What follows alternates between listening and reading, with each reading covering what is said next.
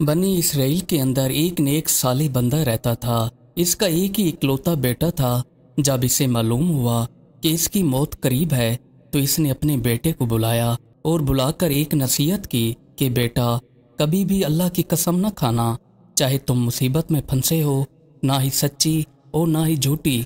कुछ ही दिनों बाद इस आदमी का इंतकाल हो गया और ये बंदा इस दुनिया से चला गया। जब लोगों को पता चला कि इसका वालिद इस दुनिया से जा चुका है तो लोग आकर इससे कहते कि तुम्हारे बाप ने हमारा कर्ज देना था। अब रोजाना की बुनियाद पर कोई ना कोई बंदा आ जाता इसके बाप का कहकर कि तुम्हारा बाप हमारा कर्जदार था, हमें हमारा कर्ज चाहिए। ये फिर इन सबको कर्ज चुका देता। ऐसे कर कर के ये सबको कर्ज देता गया। जो भी आता ये कर्ज देता गया। कुछ दिनों बाद ये खुद ही कोरी कोरी का मोहताज हो गया और इसके पास इतनी दौलत न बची कि ये अपने खाने पीने का इंतज़ाम कर सकता। और अब ये मुफलिसी से काफ़ी तंग आ चुका था। इसने अपनी बीवी को साथ लिया और इसके 2 बच्चे थे, इनको भी लेकर दरिया के किनारे चला आया। यहाँ पर आकर इसने एक कश्ती के ऊपर सवारी कर ली।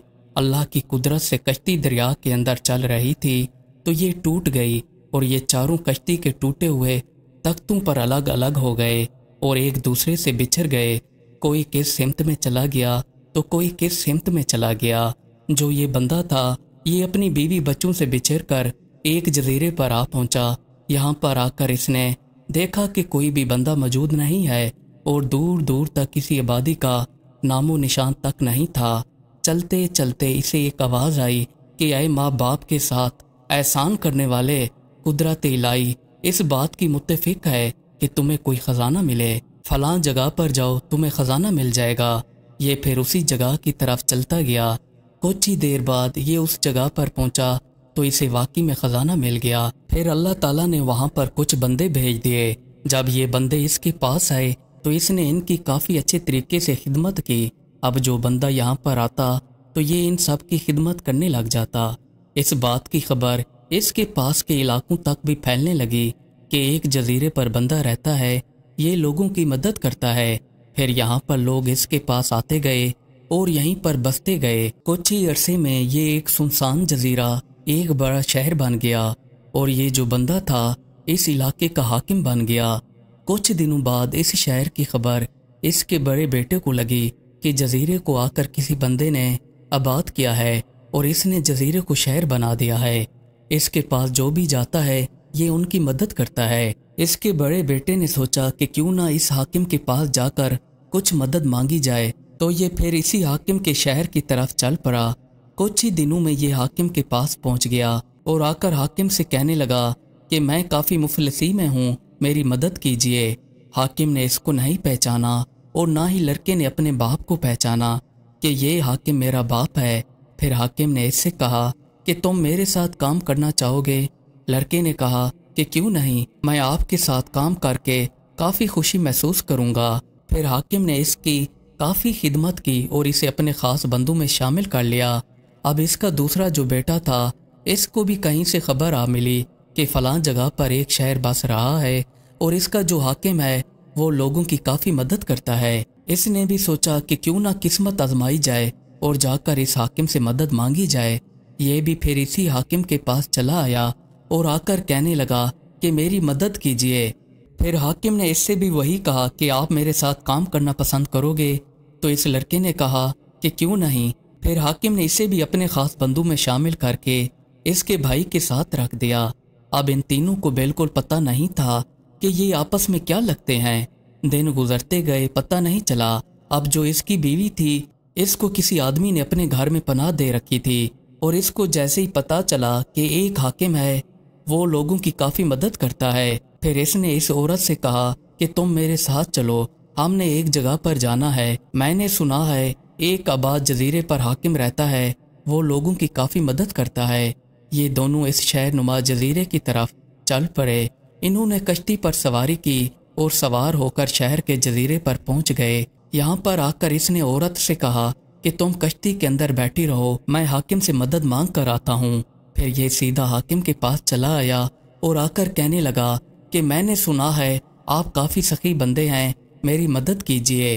हाकिम ने इसकी मदद की और फिर कहा کہ آپ آج رات یہیں پر گزار لیجئے، صبح ہونے کے بعد آپ چلے جائیے گا۔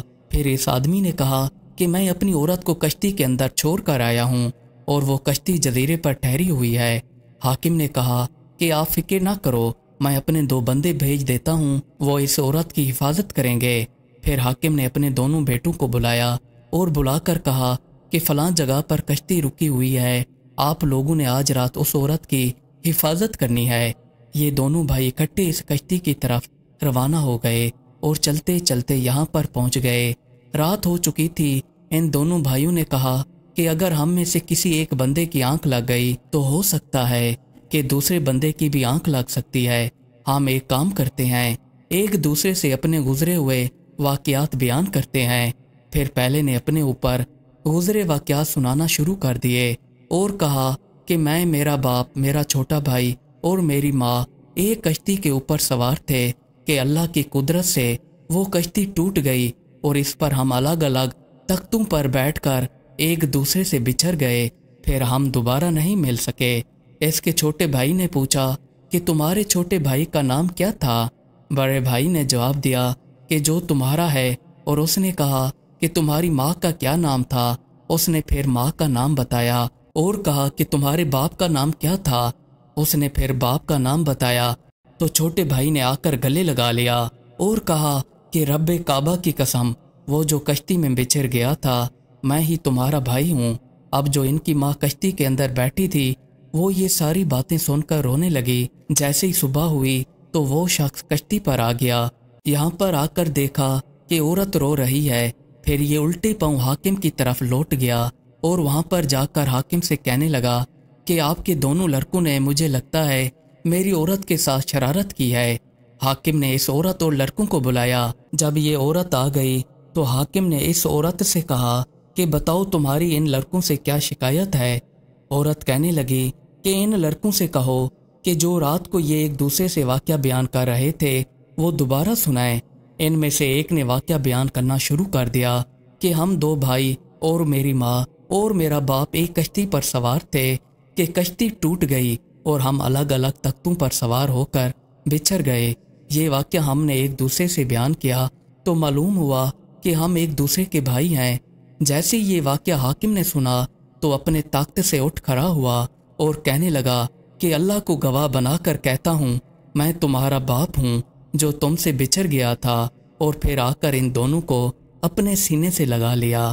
یہاں پر ان کی ماں کھڑی رو رہی تھی اور یہ بھی کہنے لگی کہ اس ذات کی قسم جس کے قبضے میں میری جان ہے، میں ہی تمہاری ماں ہوں۔